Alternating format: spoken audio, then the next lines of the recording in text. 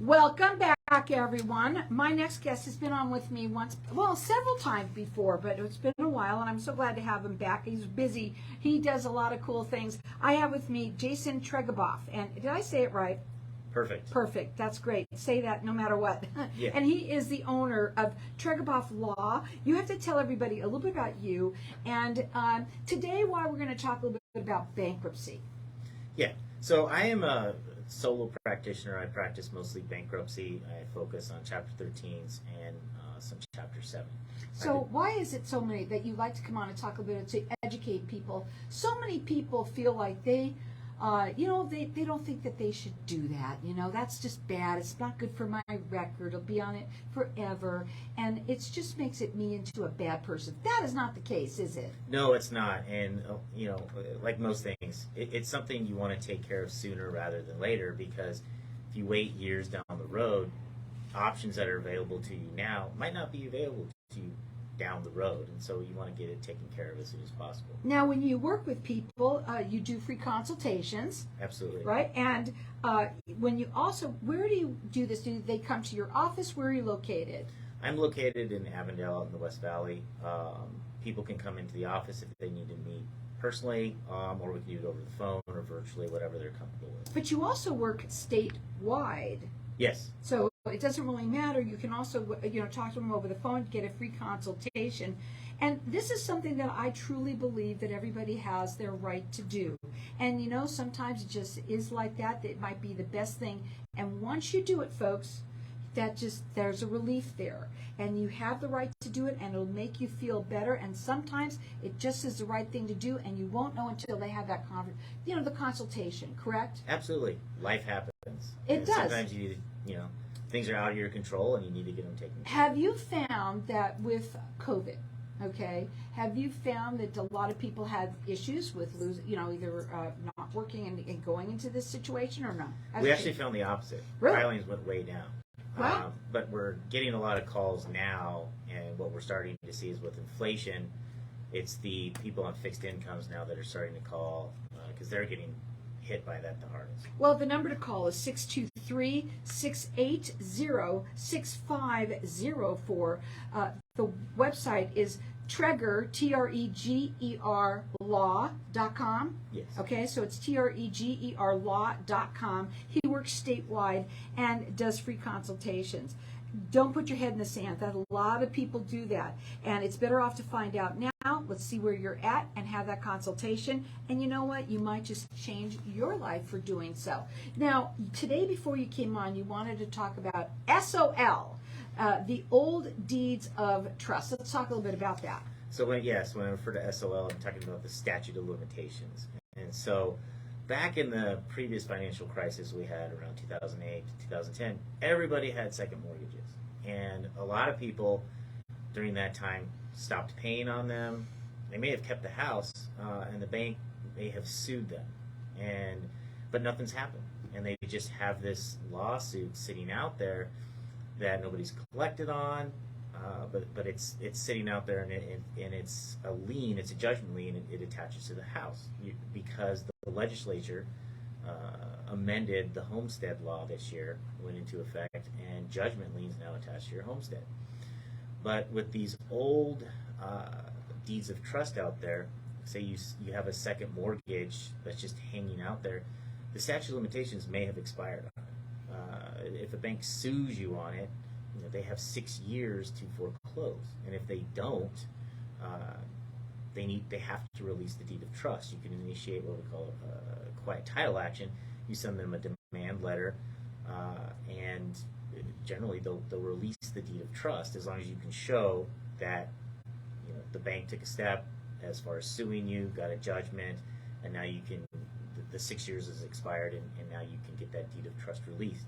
And you'd be surprised how many people are out there that have these old deeds of trust that nobody's done anything with from the last financial crisis still attached to their home. And probably don't want to say anything because they feel like if they do, that might be an omen. Oh my God, now what's going to happen, right? But Exactly. Maybe they don't even have to really worry about it, but they have to talk to you about it first. Is that correct? Exactly. So let's say, but it would be better off. So what I'm hearing from you, it's better off to find out where you are at with it, right? Absolutely. And then if you are beyond that point where the SOL, the statute of limitations has gotten, that's off. Then that's something you don't have to worry about. And maybe you're holding on to something that you don't even have to worry about anymore. Is that correct? Exactly. And it's something you'd want to look at prior to filing a bankruptcy, because there may be a step you take to get this deed of trust released before you file the bankruptcy. And then if there's, obviously the judgment lien that's hanging out there, oftentimes you can take care of that in the bankruptcy and create equity in your home where there was otherwise none. So again, that consultation is what it's all about. Let's find out where you stand, and then we can take care of those things before you actually do the bankruptcy, right? Absolutely. And that's what they do with you first. So let's say they do that, and then they decide, okay, yes, we want to go forward, we're going to do a bankruptcy. How long does the steps take for all of that? Because, most people just want to, they've either got their heads in the sand and they don't want to talk about it, or they want it behind them. Yeah, if you're in a Chapter 7, which is the most common chapter that people file, the case is probably going to be open anywhere from an average of 6 to 12 months. Now, it could be longer if there's an asset to administer. For instance, if you have property that has to be sold and liquidated, the case could be open longer. But generally speaking, most cases, I'd say, are open anywhere from 6 to 12 months. Today, a bankruptcy is quite different than it was years ago, right? Because I remember a long time ago, first of all, when you did it, some people used to spend money and things like that. You can't do those things anymore. It has to be done the right way.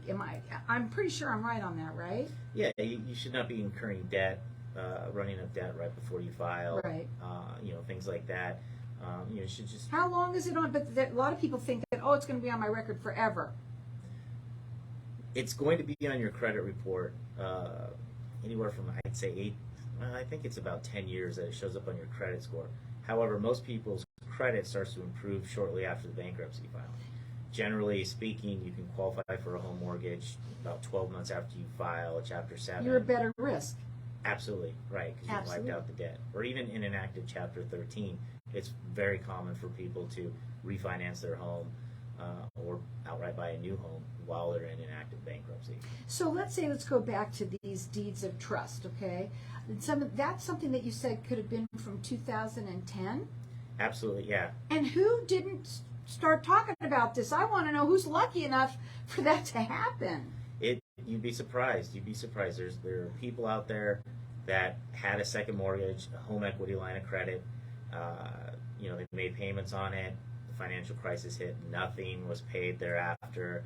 And then the bank elected to sue on the deed of trust. Not foreclose, but they elected to sue. And the bank got a judgment. Well, that starts the clock ticking on the statute of limitations. Right. But let me ask you this.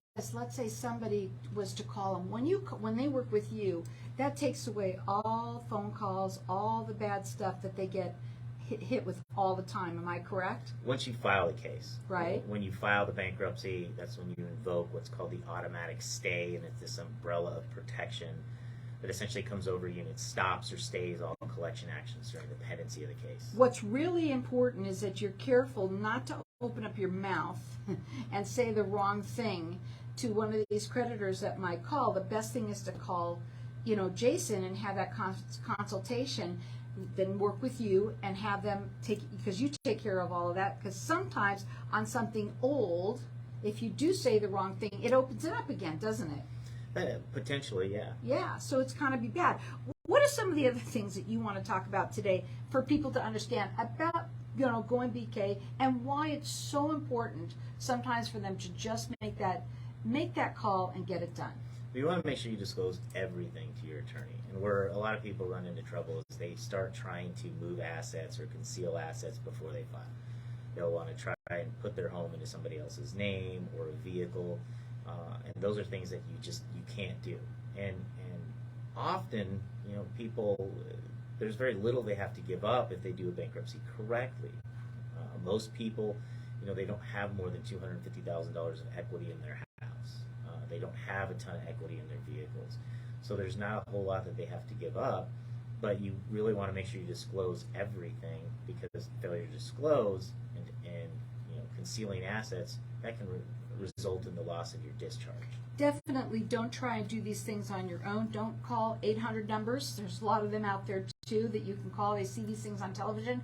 Call somebody local here that can help you, and that's where you come in. Absolutely. They do free consultations. His website is Treguboff Law, Treger law.com.